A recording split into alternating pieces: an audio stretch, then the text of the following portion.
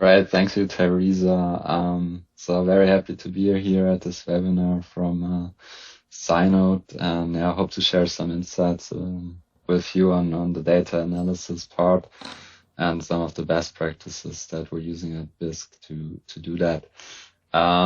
Before I start off with the main content, just want to give a short intro of myself as well, same as Alan. So started a PhD in 2014 in bioinformatics at the Max Planck Institute for Informatics.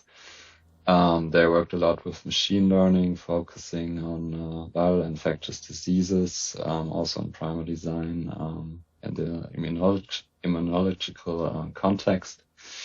And one learning there as well was for me that I really like to, develop solutions as well for, hands-on problems and to provide solutions for customers, which is always not possible in the academic space. So next on, I moved to Deutsche Bahn in 2019 as an application architect, working as well a lot in the ML sphere, doing model serving for machine learning, reinforcement learning, and also a lot of DevOps engineering, getting first experiences working with cloud systems. And then in 2021, going back to bioinformatics, working with BISC. Currently, I'm development team lead there, and there I'm mainly concerned with developing new bioinformatics solutions, new products. Main interests there are in cloud solutions and immunoinformatics, and one of the focus in the company as well, of course, data analytics and developing robust bioinformatics workflows to get data analyzed in a quick and robust fashion. So short intro about the company. So this was founded in 2017. As a founder, saw the need that, people are generating a lot of data and there's a lot of instruments to do that. But the real value nowadays lies in the data analysis and getting the insights from the data. And as you can see, since then, the company expanded a lot, starting in Ghent in Belgium, then moving on to Boston, USA, Switzerland, Basel, USA, San Francisco. 2021, we also opened offices in Amsterdam and now this year as well in North Carolina in Durham. So what is the company about? So this stands for Bioinformatics and Statistics Consulting. So that's the main thing that we're doing. So we have basically three problem domains. So one thing where we help our customers in the life sciences with is basically our, let's say, standard consulting projects, which means customers have data. We have the algorithms, we have the knowledge to analyze the data, visualize the data, interpret the data. So that can help, for example, companies to see if their biological use case actually holds when they're still in the startup phase, and then to see if they can continue that, for example, looking at a specific target. We also build custom software tools. So this can be something like a dashboard, can be a tool to run a machine learning model, anything relating to biological data. And the final thing that we do is to work on automation solutions. So that basically means we build cloud solutions where we do automated analysis, where we build data lakes for data storage and data interpretation. As I said, nowadays really data is being generated in a much greater extent than in the past. So this is just a showcase where you can see that the data deluge is real, mainly taking off from 2000 for biological data. So this is the amount in blue for sequences in GenBank. And as you can see at the point where the human genome was sequenced in 2021, this is really starting to take off enormously. And I think the trend is going to continue. So what we really need is people that look at the data, do the analysis, which sometimes, of course, is a manual step, but also for automated systems that perform these tasks to deal with the huge amount of data. And when we look at data analysis, of course, one crucial consideration is reproducibility, meaning that, basically if you do the same analysis twice on the same data, it should give the same result. Unfortunately, this is not always true, also in the scientific field. So here on the left, you can see a chart where you can see basically the confidence of researchers in respective fields such as biology or medicine. And at the top of this histogram, basically 100% indicates it's 100% think that everything is reproducible. And that's not actually the case. So the median is more somewhere around 50%, 60% of feeling reproducibility, which showcases that there's really a problem in scientific studies as well. And that also relates to the quality of the used data analytics methods and approaches in general.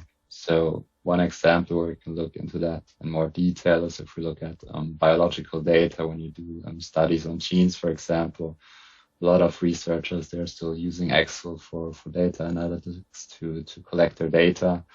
As we have seen in the past, it's not an optimal tool. For example, there are some genes like the MARCH1 gene, which are actually interpreted by Office as a date rather than a gene symbol, which led actually to some falsifications of big scientific studies, with in fact about 1/5 of published studies being affected by that. Basically, which shows there's some basic things like, selecting the right tools for working with data is crucial to get good results, actually. So one of the main takeaways I want to make is that data analytics is not just data analytics, but it's basically a whole ecosphere of different fields and different people, different systems interacting. So here is just a showcase of what you can have as a typical layout. So for example, of course, you need a person that's doing basically hands-on data analytics, right? And the standard thing is that you then have some, manual presentations, some business insights that are attained by the stakeholders, and action is taken ideally based on this analytics. But that's not everything, right? Because you want to get some more value out of that. So it's basically necessary to also have software engineering mindset. You have some applications that you want to develop where you want to put the insights from the data analytics into there to create customer value. And then you also want to ensure the quality of the software. You want to use version control, you want to use the ICD, you want to check the quality of the software. But that's the one additional aspect that I think is very important, to have these best practices there. And then also you want to look at basically this data engineering context, which was already mentioned before by Alan, which I think is also crucial, of course, because you need to have the data, of course, present for data analytics to happen. You need to have it annotated, processed, structured. And also you want to gain further insights through the data. So when you have your, let's say, nice data lake, right? Of course, what you want to do is you want to run some machine learning and automated data analytics on that to gain even more value from the data you collected over the years. So I think it's really crucial that all of these things are connected: data engineering, data analytics, software engineering, to get the most out of the data. So more in practical terms, what I believe are really basically the fundamentals of getting good results with data analytics. I think, of course, there's a lot of, very complex, high-tech tools that you can use. But I also believe very important to have proper foundations. So from my experience, these can actually be lacking, especially in the, research domain.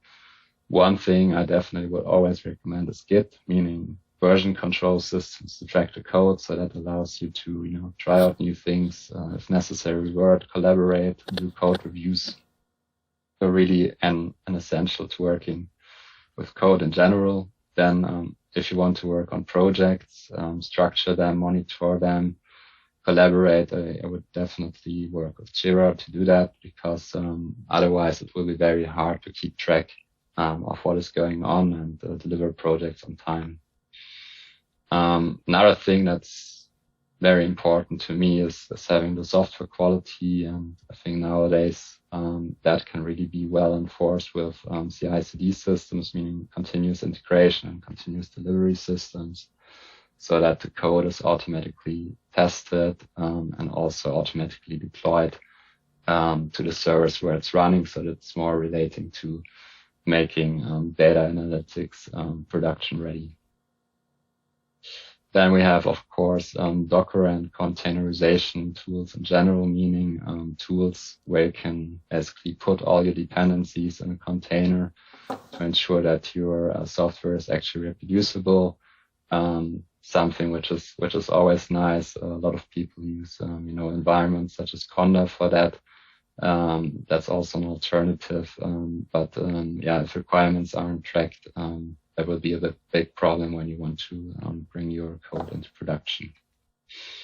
Finally, to really go and scale things up, you should definitely keep workflow management systems on your radar, such as Nextflow, to connect different steps in a pipeline of analysis steps, and then also to consider putting that on cloud systems such as AWS to really scale up to the big data.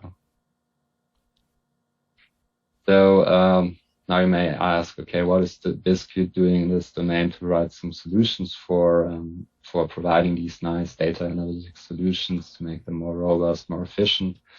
And what we developed is OP Square, which is short for an online pipeline platform. And the idea of this platform is to provide easy-to-use bioinformatics analytics pipelines to users. We're currently offering 4 different pipelines, so bulk transcriptomics, single-cell transcriptomics, immunorepertoire analysis, and variant calling for standard DNA. And for all of them, you can just upload your samples.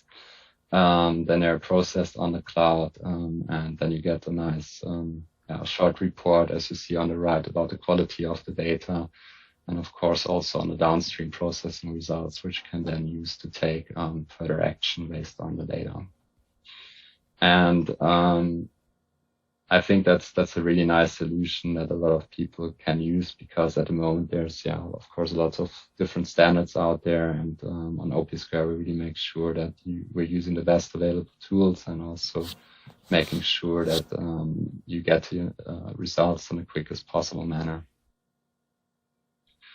In general, as a company, we are active in a wide variety of domains. So basically any biological domain, from genomics to metagenomics, epigenomics, and immunology. And we are focusing on machine learning tools. We're also doing cloud solutions, working on data lakes and databases as well. So any of these areas we can supply custom consulting services.